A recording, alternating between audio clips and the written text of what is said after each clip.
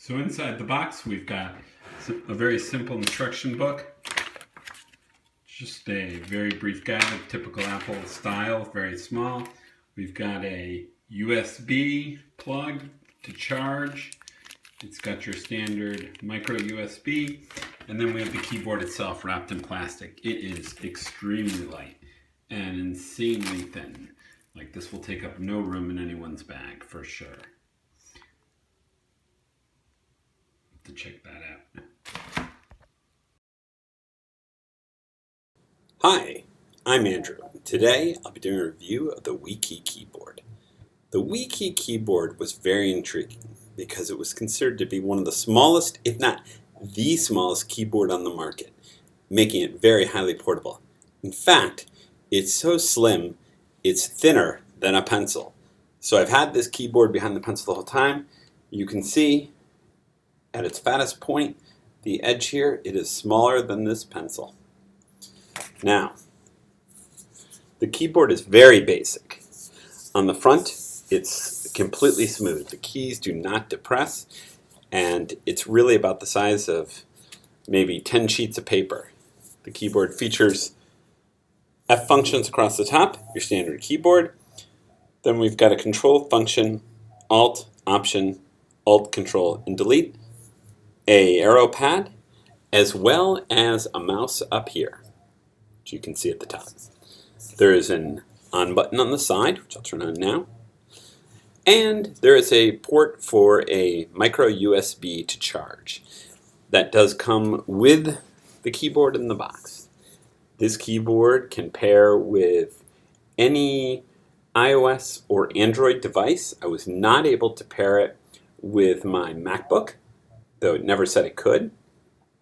And some of the functionality is limited depending on the device you have. So this awesome trackpad or mouse right here that you see, I can't seem to go backwards and forwards the right way, but that you see right here, this only would work for me when I paired with an Android device. The keyboard would work on any device, whether it's Android or iOS. Now, I paired this with my iPhone and an old Android device, as well as an iPad mini, and it worked decently on all of those devices.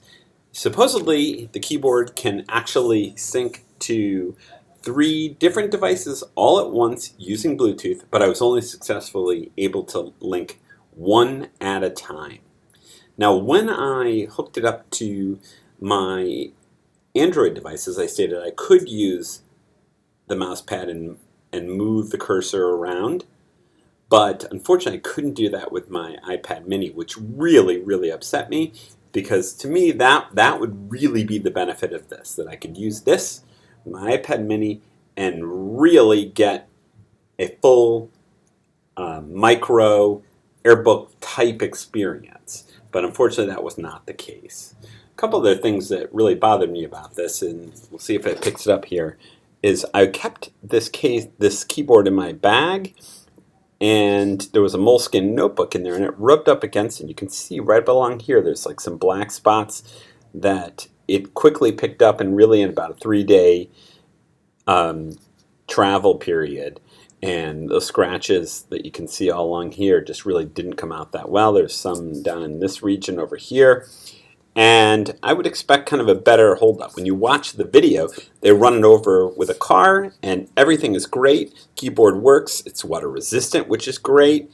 And it's super thin. You can just throw it right in your bag. That kind of thing is great. But as far as some of the features, I think it's kind of lacking. One, I don't like the feel of these keys. You can see that there's just absolutely no tactile feel to it. It's very flat. When you rub your hand across it, the keys don't move up and down. They don't depress in any way. It's very light. So when you type, it's very awkward at first.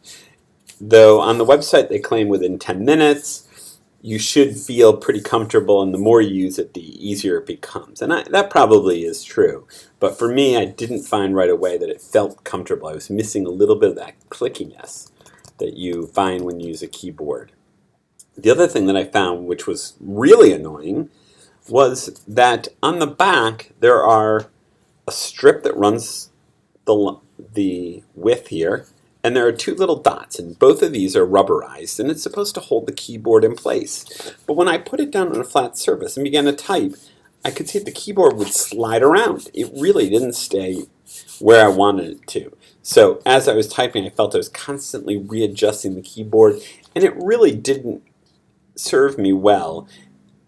In the end, I felt like I might as well just be typing on the device itself. I can hold it, I can tap. I don't have any deep press feeling like I would on the keyboard itself here, and I don't have that on my phone, so I might as well type on the phone. This really didn't save me much time in my typing, and my overall experience with the lack of this nav just made it really hard for me to feel like that this would be the answer to my iPad mini. Converting that to a microcomputer or an ultrabook, it's probably a good alternative if you've got a Android phone that you want, or an Android device that you want to add this to give a keyboard, or you just want to always have a keyboard with you just in case, then this could be the keyboard for you. There are some other really cool features. You're able to automatically set some buttons like this one for email, this one to take pictures. There's sound control in the functions. So there are some really cool features if you can get them to work. I think that this keyboard is close, and it's really interesting and exciting to know that things could be this ultra thin. But right now, I would say if you're looking for a really thin keyboard, keep looking. And especially if you want iOS, this keyboard does not deliver. So I'm Andrew. I hope you enjoyed this review. If you like it, subscribe. If you also like it, give it a thumbs up. All right, thanks a lot. Bye.